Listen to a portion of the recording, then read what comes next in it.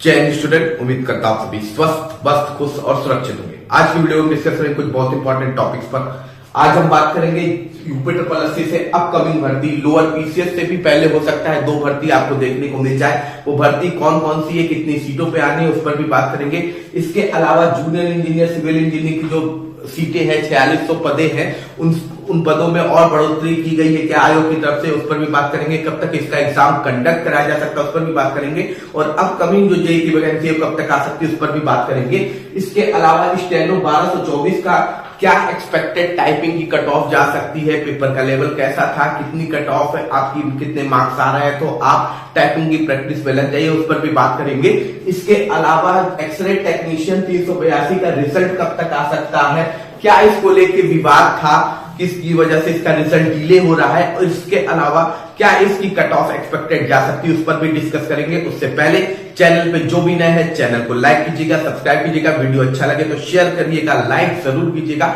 इसके अलावा आप मेरे को इंस्टाग्राम और टेलीग्राम चैनल पे फॉलो करने के लिए दोनों का लिंक डिस्क्रिप्शन बॉक्स में मेंशन, आप उसको आ जाके फॉलो कर सकते हैं। चलिए चलते वीडियो की ओर। तो सबसे पहले बात कर लेते हैं लोअर पीसीएस को लेके। ठीक है, लोअर पीसीएस को लेके काफी न्यूज है कि ये भर्ती आपकी इसी मंथ देखने को मिल सकती है। और अभी लेखपाल की भर्ती ऑलरेडी फॉर्म, उसका एप्लीकेशन फॉर्म भरा रहा है, और अगली भर्ती लोअर पीसीएस की हो सकती है।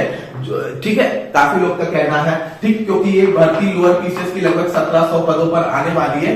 पर एक बात मैं आपको बता दूं कि लोअर पीसीएस से पहले हो सकता है आपको कोई एक भर्ती और देखने को मिल जाए। या तो वो आपकी एएसओ की भर्ती हो सकती है, या तो वो आपकी एजीटीए की भर्ती हो सकती है, या फिर वो आपकी आपका सिपाही की भर्ती देखने को मिल सकती है। ये तीनों भर्ती में से कोई एक भर्ती लोअर पीसीएस से पहले आपको देखने को मिलेगी। ठीक है, एजीटीए की भर्ती एकदम तैयार है, ये जारी करने के लिए आयोग को कोई विशेष कार्य करने की जरूरत नहीं है, बस इसको रिलीज करना है। तो एजीटीए की भर्ती हो सकता है आपको फरवरी के स्टार्टिंग वीक में देखने को मिल सकती है, स्टार्टिंग वीक ऑफ फरवरी में एजीटीए की भर्ती। और लगभग ये भर्ती 2500 प्लस पदों पर आपको देखने को मिलेगी। अब काफी बच्चे कहेंगे कि एजीटीए का तो अभी फाइनल रिजल्ट नहीं है, अभी डीबी कंडक्ट नहीं हुई, तो नई भर्ती कैसे आ सकती है। तो देखिए, सिंपल सादी बात है कि आप आईटीआई इंस्ट्रक्टर की भर्ती देखे होंगे। आईटीआई इंस्ट्रक्टर में 2015 की भर्ती क्लियर नहीं हुई थी, 2016 की भर्ती आ गई थी। अब 2016 और 15 दोनों की भर्ती अभी तक स्टिल कंप्लीट नहीं हुई है, और आईटीआई इंस्ट्रक्टर 2021 की भर्ती, सॉरी आईटीआई इंस्ट्रक्टर 2021 की भर्ती क्लियर कर दी गई है। मतलब एक ही आईटीआई इंस्ट्रक्टर की 3 भर्तियां आ चुकी थी ऑलरेडी, जबकि रिजल्ट प्रीवियस भर्ती का आया नहीं था। तो उसी तरह एजीटीए की भी भर्ती अनाउंस कर दी जाएगी, एप्लीकेशन फॉर्म भरना स्टार्ट भी करवा दिया जाएगा। ठीक है, और इधर आपका जो एजीटीए की डीबी है वो ऑलरेडी आप जान रहे हैं कि ऑनलाइन कंडक्ट होने वाली है।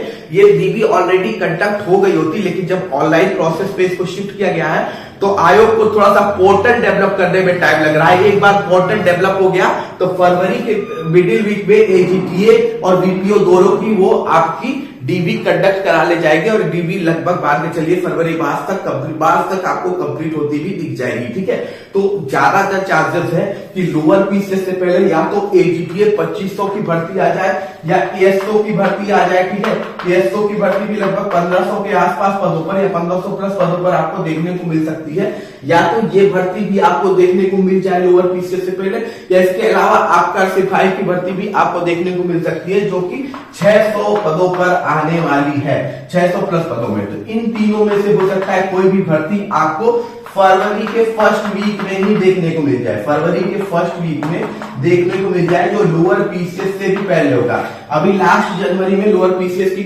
आपकी नोटिफिकेशन नहीं आनी है, फरवरी में आनी है, लेकिन फरवरी फर्स्ट वीक में ज्यादातर चांसेस है एजीटीए, एएसओ या आपका सिपाही के बीच में से किसी एक भर्ती को आपका पहले आयोग लॉन्च कर दे, या हो सकता है कोई 2 भर्ती पहले आयोग रिलीज कर दे कंपेयर टू लोअर पीसीएस। ठीक है, अब हम बात कर लेते हैं अगली इंपॉर्टेंट अपडेट की। तो अगली इंपॉर्टेंट अपडेट आपकी जेईई सिविल को लेके है। तो जेईई सिविल में देखिए, अभी तक ये भर्ती अटकी इसलिए थी क्योंकि अभी तक इसमें बीटेक वर्सेस डिप्लोमा का केस चल रहा था, जो कोर्ट ने ऑलरेडी अब क्लियर कर दिया है। ठीक है, डिप्लोमा वाले इस एग्जाम को देंगे, बीटेक वाले इस एग्जाम को नहीं देंगे, तो सीधी सादी बात है, सब कुछ क्लियर कर दिया गया है। इसके अलावा इस पर एक बार फिर से केस किया गया था, इसलिए क्योंकि जो कोर्ट ने अपना जजमेंट दिया था उसमें कुछ पॉइंट्स थे जो कोर्ट ने क्लियर नहीं किए थे, जिसपे ये चांसेस हो सकता था कि इन फ्यूचर बीटेक वाले उस पर केस कर सकते थे।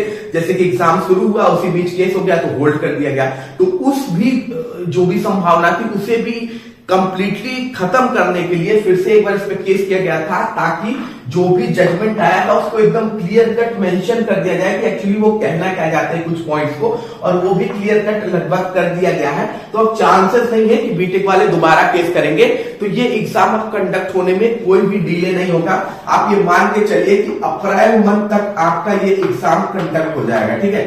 अप्रैल मंथ तक ये मान के चलिए जूनियर इंजीनियर का एग्जाम आपका कंप्लीट हो जाएगा। कंडक्ट मतलब कंप्लीट ही हो जाएगा, शॉर्टलिस्टिंग भी आपको जल्दी इसकी देखने को मिलेगी, ठीक है। तो जो बच्चे इसकी प्रिपरेशन कर रहे हैं एकदम ताकत लगा दीजिए, क्योंकि सीटें ज्यादा हैं, कंपटीशन बहुत कम है जूनियर इंजीनियर सिविल में।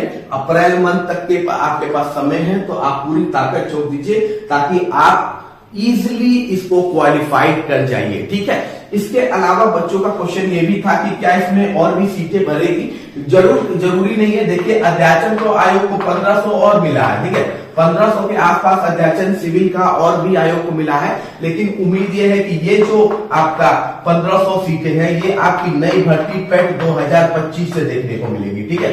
पैट 2025 से फरवरी या मार्च मंथ में आपको ये और इसके अलावा इलेक्ट्रिकल मैकेनिकल ये दो जेई की भर्ती आपको इस पैट 2025 से देखने को मिलेगी, जबकि ये सीटें इसमें ऐड नहीं करने वाला है आयोग, ठीक है। अब हम बात कर लेते हैं अगली इंपॉर्टेंट अपडेट की, तो अगली है स्टेनो भर्ती को लेके। तो स्टेनो को लेके भी बहुत से बच्चों का क्वेश्चन था। अभी सबसे लेटेस्ट एग्जाम यही कंडक्ट कराया गया स्टेनो 1224 को लेके, ठीक है। तो जो टोटल सीटें यहाँ पर आपको ऑलरेडी पता है कि 1224 इसमें टोटल सीटें हैं। स्टूडेंट्स जो इसमें बैठे थे, ठीक है, स्टूडेंट्स जो इसमें बैठे थे वो नियर अबाउट 45% के आसपास स्टेनो की अटेंडेंस रही थी, ठीक है। तो लगभग मान के चलिए 30,000 के आसपास लोग ने ये एग्जाम को अटेंड किया था, ठीक, स्टेनो में, ठीक। अब स्टेनो में सबसे इंपॉर्टेंट चीज क्या होती है? स्टेनो में सबसे इंपॉर्टेंट चीज होती है टाइपिंग। टाइपिंग में बच्चे क्वालिफाई नहीं कर पाते स्टेनो में। बहुत अच्छा स्कोर किया होता है रिटन में, लेकिन टाइपिंग में स्टेनो के बच्चे क्वालिफाइड नहीं हो पाते हैं। इसलिए जब प्रीवियस भर्ती आई थी स्टेनो की तो वो भी खाली चली गई थी कुछ सीटें, क्योंकि बच्चे टाइपिंग क्वालिफाई नहीं कर पाए थे। तो टाइपिंग बड़ा इंपॉर्टेंट फैक्टर है स्टेनो में, ठीक है। इसमें जो पेपर का लेवल था, पेपर का अगर आप बात करेंगे इसके पेपर के लेवल की, तो पेपर का लेवल इसका मॉडरेट था, ठीक है। ना ज्यादा हार्ड था ना ज्यादा आसान था। अगर क्वेश्चन आसान थे तो एकदम ही आसान थे, क्वेश्चन ट्रिकी थे तो एकदम ही ट्रिकी थे। जो पेपर दिया हुआ उसे सीधी सादी बात बताओगी, आंसर की भी लगभग इसकी जारी ही कर दी गई है, ठीक है। यूआर कैटेगरी में और ओबीसी कैटेगरी में और ईडब्ल्यूएस कैटेगरी की जो टाइपिंग की कट ऑफ होती है वो सिमिलर होती है, ठीक है। कभी कभी एससी कैटेगरी भी की जो कट ऑफ होती है वो भी सिमिलर चली जाती है टाइपिंग को लेके।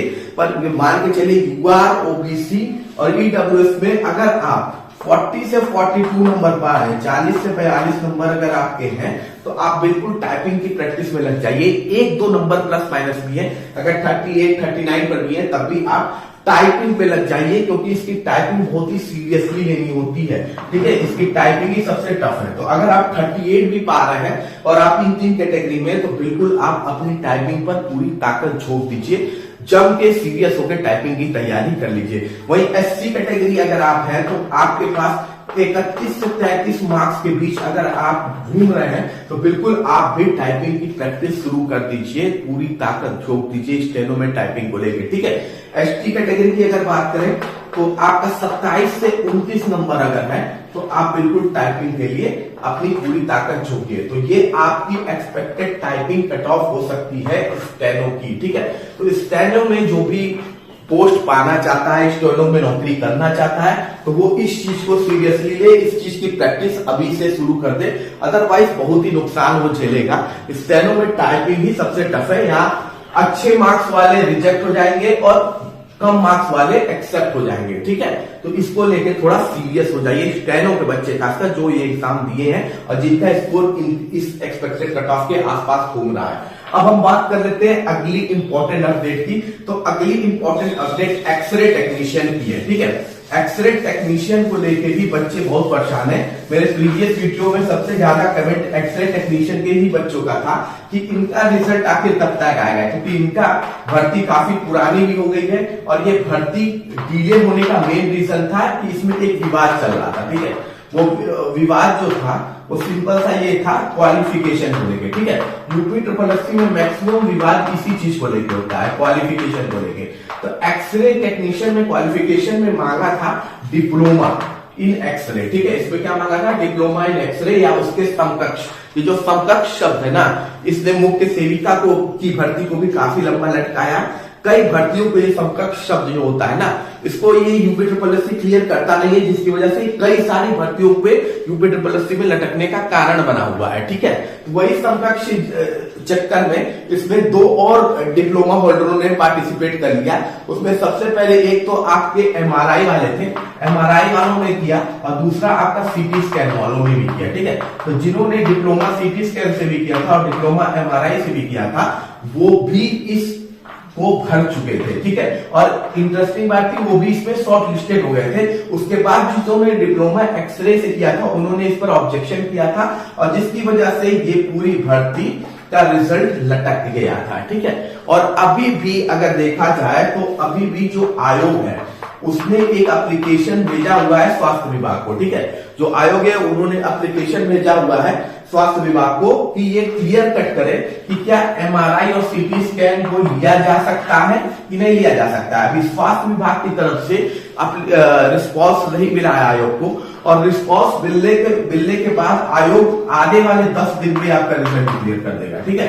अगर स्वास्थ्य विभाग से एप्लीकेशन आयोग को मिल जाएगा तो आयोग इस भर्ती को एकदम क्लियर करेगा। और उम्मीद यही है कि एक्सरे टेक्नीशियन की भर्ती जो सुनने में आ रही है फरवरी लास्ट तक क्लियर हो जाएगी, ठीक है। फरवरी लास्ट तक ये भर्ती एकदम कट क्लियर हो जाएगी, ठीक। इस बीच आपको, मुझे नहीं लगता कोई बड़ा रिजल्ट देखने को मिलेगा। ऑडिटर के बाद एक्सरे टेक्नीशियन ही सबसे बड़ा रिजल्ट आपको देखने को मिलने वाला है, और ये फरवरी लास्ट तक क्लियर भी हो जाएगा, जहां तक अपडेट आ रही है इसको लेकर, ठीक है। अब इसकी जो एक्सपेक्टेड कट ऑफ है, काफी लोग कट ऑफ को लेकर परेशान थे कि इसकी फाइनल कट ऑफ क्या जा सकती है, फाइनल कट ऑफ इसकी क्या जाएगी भाई। तो देखिए यूआर कैटेगरी में आप ऑलरेडी जान रहे हैं कि 10.25 या 10.50 के पास इसकी डीबी की कट ऑफ गई थी, लेकिन जो फाइनल कट ऑफ होती है उसमें बहुत उछाल होता है। काफी लोग कई सारी भर्तियों को अब सीधे ऑडिटर से कंपेयर करने लगे, क्योंकि ऑडिटर में 16 नंबर बढ़ गया था। लेकिन ऐसा नहीं होता है, बहुत बार 20 नंबर भी बढ़ जाता है और बहुत बार 25 नंबर भी बढ़ जाता है, ठीक है। केवल 16 ही नंबर को बार के चल देना नहीं होता, बहुत बार 10 नंबर नहीं बढ़ता है, ठीक है। तो इसमें ये बार के चलिए बहुत ही एक्सपेक्टेड चली जाएगी इसकी कट ऑफ। तो ये बार के चलिएगा, क्योंकि एक और मेडिकल का कोई एग्जाम तो मुझे एग्जैक्ट याद नहीं है, जिसमें डीबी की कट ऑफ लगभग 12 गई थी, लेकिन जब फाइनल कट ऑफ आया तो वो 42 चली गई, ठीक है। सीधे 30 नंबर का उसमें उछाल देखने को मिला था, 30 नंबर का डीबी से फाइनल कट ऑफ में। तो इस तरह की जो भर्तियां होती है 382, 200, 250 पोस्टों में, तो उस तरह में 30 नंबर का भी, 32 नंबर का भी एक्सटेंशन हो जाता है डीबी से फाइनल कट ऑफ में उसमें। और यूआर में खासकर होता है, क्योंकि यूआर में ओवरलैपिंग होती है। जब आपका फाइनल कट ऑफ निकलता है यूपी ट्रिपल एससी में, तो वहां ओवरलैपिंग की जाती है।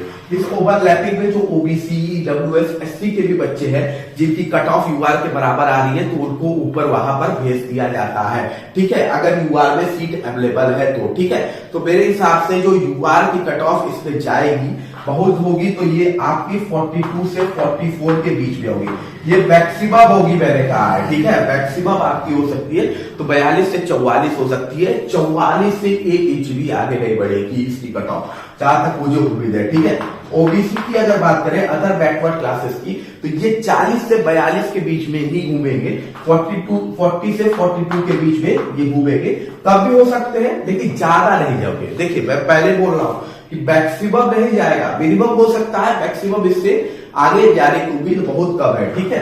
वही ईडब्ल्यूएस की बात करें तो ये भी आपका 38 से 40 के बीच में घूमेंगे, 38 से 40 के। और एससी कैटेगरी की आप बात करेंगे, अदर शेड्यूल कास्ट कैटेगरी की आप बात करेंगे, तो शेड्यूल कास्ट कैटेगरी का ये बार के चलिए कि ये लगभग घूमेंगे आपके 32 से 34 के बीच में, ठीक है, 32 से 34 के बीच में, और हो सकता है इससे भी कम चली जाए एसटी कैटेगरी की भी कट ऑफ। एसटी कैटेगरी की जो कट ऑफ होगी शेड्यूल ट्राइब कैटेगरी की, वो आपकी 24 से 26 के बीच में घूमेगी, ठीक। मैक्सिमम मैं पहले ही बोल रहा हूं, मैक्सिमम इससे ज्यादा नहीं भागेगी, मिनिमम हो सकता है, मैक्सिमम नहीं हो सकता है, ठीक। इसके अलावा अगर फीमेल कैटेगरी की बात करें, यानी महिला वर्ग की बात करें, क्योंकि महिला वर्ग का भी अपना अलग होता है, तो मान के चलेगा ये भी लगभग 34 से 36 के बीच घूमेगी। तो ये आपकी फाइनल कट ऑफ हो जाएगी, ठीक है, ये आपकी फाइनल कट ऑफ हो जाएगी एक्सरे टेक्नीशियन की, जहां तक मुझे लगता है, ठीक है।